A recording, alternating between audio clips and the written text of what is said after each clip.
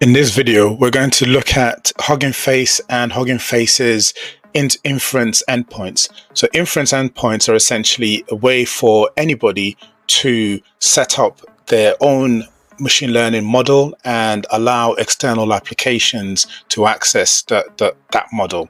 So Hugging Face has made it very simple and straightforward for you to set up your own model and provide you with the underlying infrastructure so that your model is accessible to your network or to your infrastructure within the cloud. So let's go through the process. It should be fairly quick.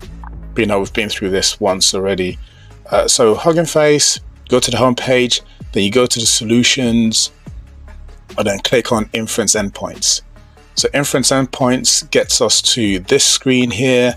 So this is one I set up earlier. Today we'll be looking at the dedicated endpoints. So dedicated endpoints will be specific to your network and to your environment within the cloud. So what you do here is you click New. And then very key and very important is that the model you select, if you're not using another custom model, must have a -HF at the end. That's what we've discovered whilst going through this exercise, because otherwise when you start up the endpoint, it would fail, just complaining about something not existing, maybe a file missing or config.json file missing. So what we do is we look for any model with -HF at the end, because then that means that it's a Hugging Face created or Hugging Face compatible model. And the other thing that you also want to look out for is the llama. Anything that's a llama derivative, you'd need to register first for you to be able to use it. So it will let you build the endpoint, but at the end it will tell you you're unauthorized or unauthenticated, one of the above. So if I'm ignoring models with -HF at the end, is because they would not work. So looking at this THUDM chat HF, so we select this. So cog agent, I don't know what that means, but we're just doing this for the example. So copy that. We then go to the endpoint. So new endpoint. Put our model name there. It then fills in the endpoint name, IAN. In our case, so we're using Amazon Web Services. So it will provision this in the background. You don't have to do anything additional. So this is fairly expensive for these ones. So $3 per hour. Let's see what Azure gives us. Okay. 0.24, 0.12. Let's go with this one. Model may be too large. Well, let's just try anyway. Okay, so protected essentially is the security level that you'd have. Okay, so let's. All right, so this is great. So in this one is selected text generation by default. Sometimes you'd have the task set up with custom, and I've found that some endpoints fail to start when it's custom. You'd have to select what the model supports. So in this case, text generation, and if I recall correctly, we selected a chat specific one. So okay, this is pretty much everything. So we click create endpoint. So we'll start running in the background. So whilst that's happening, let's set up the Colab. So Colab is a portal provided by Google to allow people run Python code, and we'll be using this Python code to access the inference endpoint when it's ready. So why would you want to have an inference endpoint?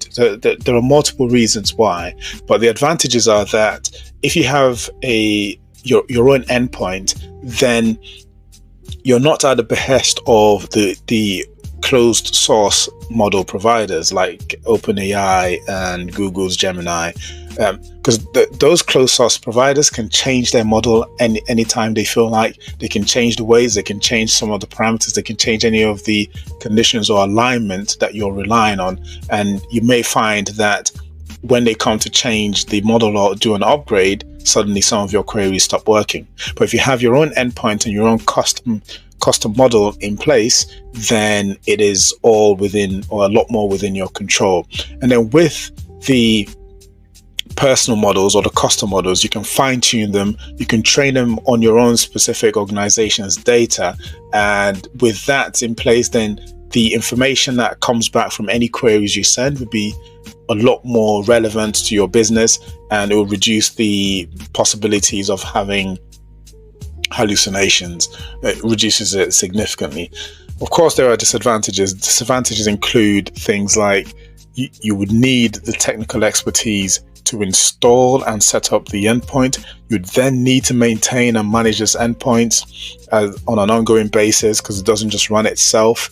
And you'd have to monitor drift as well, because sometimes these models start to become less accurate and less performant, and you need to keep on top of that.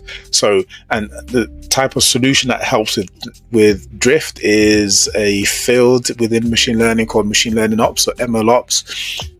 So with ML ops, there's an automated way of checking the performance, but somebody will need to do that. And then there's the expense of managing that entire system. So you've got the personnel, then you've got the infrastructure and all of that.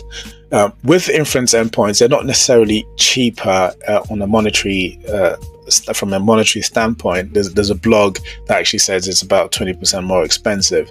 But if you're talking about 20% of $60 a month, then it's cheaper to have the inference endpoint than having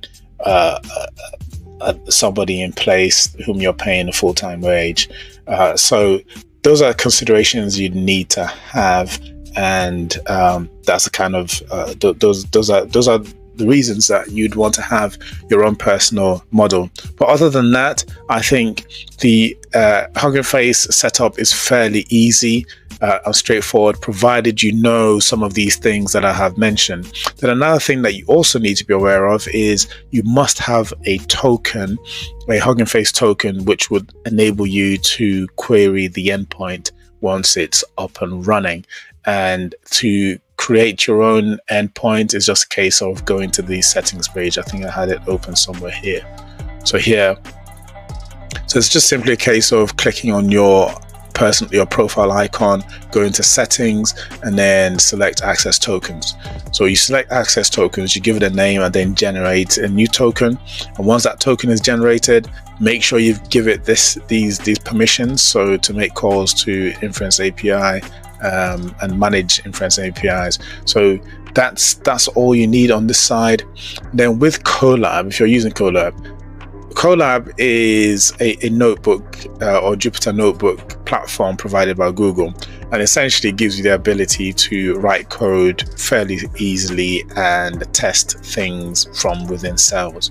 So the top one is one I tested earlier with a different model. So I'm going to create a new one here. One of the reasons I'm reusing this rather than creating a new notebook is just that I've already set up the keys. Actually, I can also use a new one because the keys would persist. So I could do that. Yes, let's look at that. Let's get a new notebook.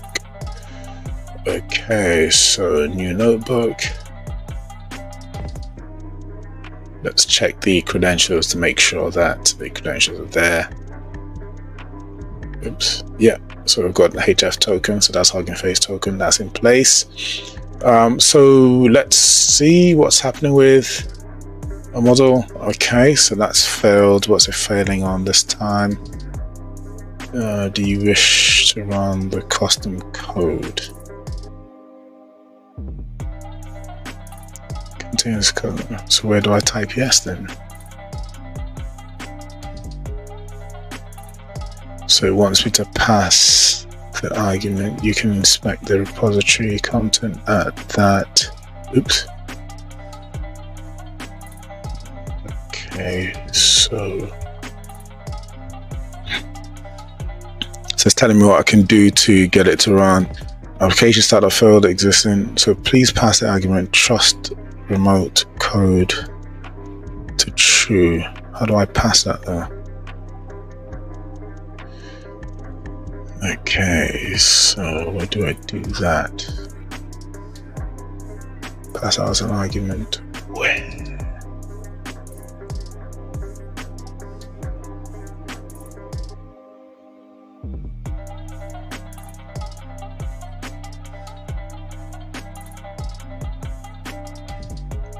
Put it in here. Trust remote code equals that. Maybe.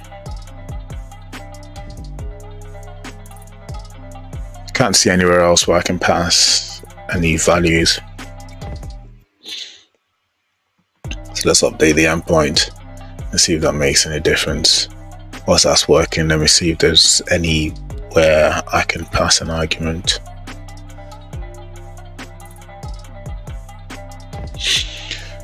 So this is also something that's worth noting, because a lot of these models have different rules and different policies, and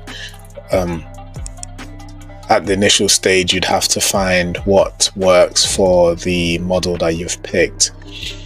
And in our case, we went through quite a few models and each one had a different issue, and then at some point you'd find the one that would actually start up and give you what you are after.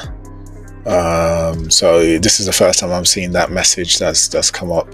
But anyway, we're not going to keep this going for too long. I think I've shown what I wanted to show. Let's see. Just give this a couple of minutes. Let's see. Okay, this is already stretching.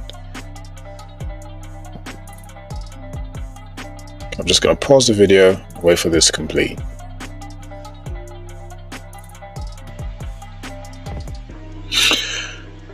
So welcome back. It's been quite a journey trying to get something to work, and yeah, so for some reason the audio failed at this point, so re-recording this. Essentially, after pausing the video and coming back, the Grok model that you can see on the screen just would not complete initializing, and left it for about 12 hours, and it failed at the end, and it failed because of the storage. So to my mind, as you can see on the right hand side, there is a model that I got working.